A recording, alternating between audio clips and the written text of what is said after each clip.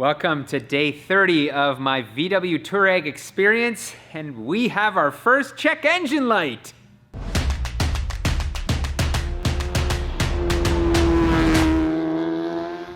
It has been 29 days of carefree driving with the VW Touareg until day 30, and I wasn't actually driving the vehicle. Dave was. I broke your truck, bro. It usually happens. That's how it goes. Yeah. Somebody borrows your truck, and all of a sudden there's a check engine light.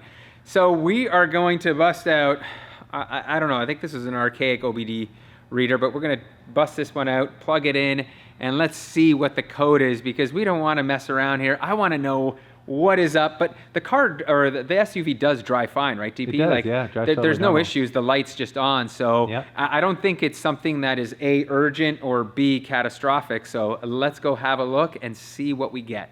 With the OBD scanner plugged in, let's see what we've got here. We're gonna go through our little codes. Okay, we have a check engine light. I'm pretty confident it's not the transmission.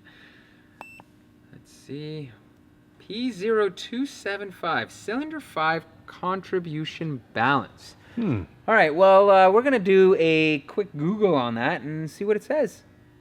So apparently that code has something to do with cylinder number 5 and with the fuel injector. So possible causes are a dirty fuel injector, a faulty fuel injector, a plugged fuel injector harness is open or shorted, which I hope it isn't. Most people say actually the first thing to try is to run through some fuel cleaner. And lo and behold, I've got this STP fuel cleaner kicking around here.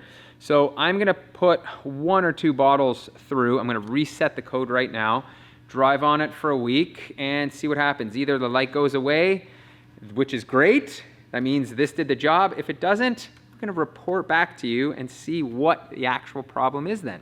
Why is it every time these manufacturers add these little tabs that you're supposed to be able to pull up, They rip off. they don't even, look at this one won't Yeah. even come up. I can't get it up. Okay, so now it's up. Let's see if it actually opens. Ooh, this one did. Good on you, STP. All right. Fantastic. So while I'm going to add this, I want to actually chat about some of the comments that I saw from one of the first videos, and that is there's 2 camps.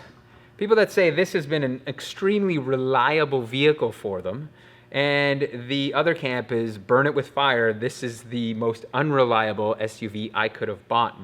So it's kind of a 50-50 split. You either love this thing and you have no problems with it, or you're on the opposite camp, which you've had a ton of problems. So I'm a little hesitant now to be a first-time owner of this, but at the same time, I'm thinking I hopefully didn't buy myself a lemon. I mean, it is day 30 and we already have our first check engine light, but this could be the cheapest $5 fix on a check engine light that this vehicle may have to go through. So let's get back to you guys in a week here.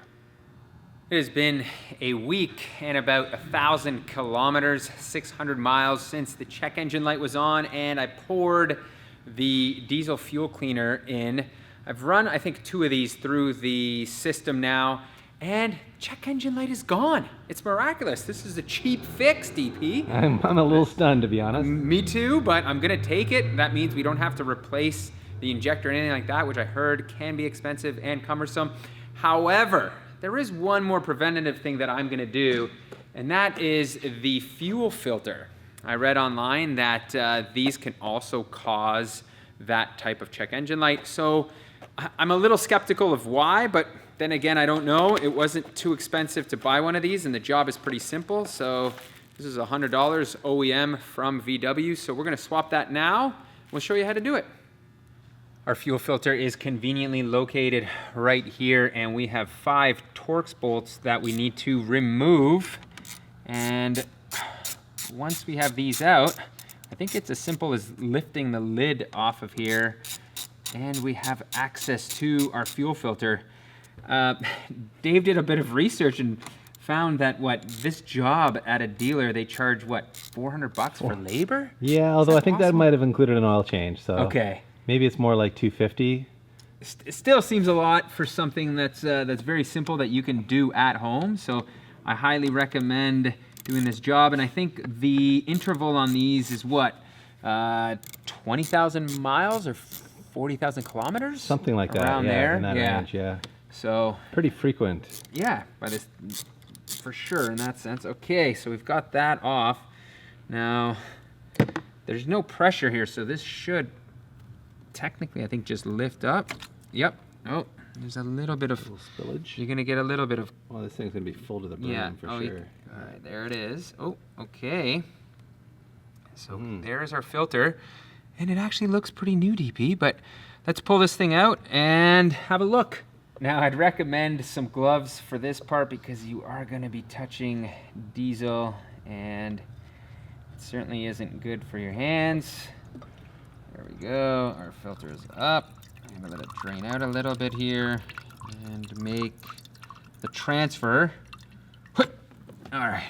So smooth. Not so smooth. I got too much spilled out there, but let's have a look at this thing. I mean, it's hard to know. It's an OEM piece, which is great to see that it certainly. Oh, you know what? Look at the date here, says 2015.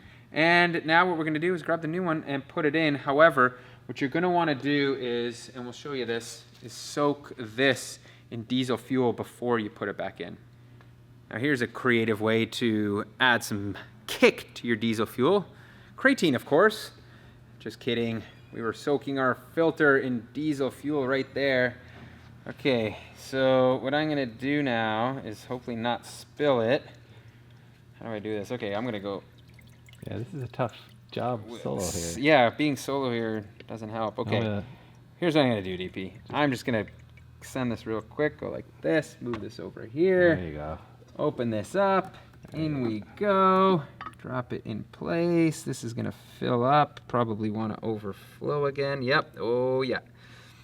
And anyways, there you go. It's gonna sink down in there. It's as simple as that. So it's not necessarily a difficult job at all to swap this. Kind of feel like it's a little messy here. You mentioned something about lubing this up though with diesel, yeah. Oh yeah. So I'm just gonna go like this. Just so it seals in the housing nicely. Give it a little rub around. Yep. There we go. And the other issue that is brought up on the forums and so on is priming the lift pumps. Yep.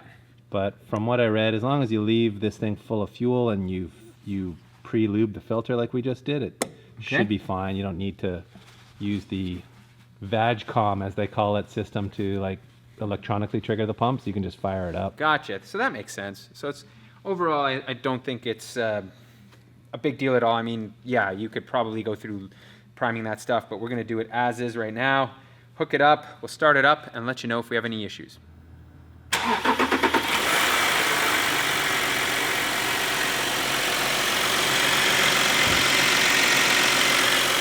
There we have it. No check engine light. Our engine starts.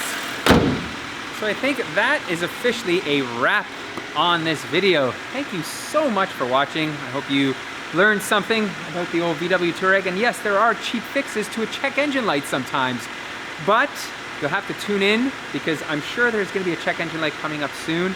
So that'll be on a future episode. Who knows, whether it's day 60, day 100, or maybe tomorrow. Thank you for watching. As always, please make sure to subscribe and like this video.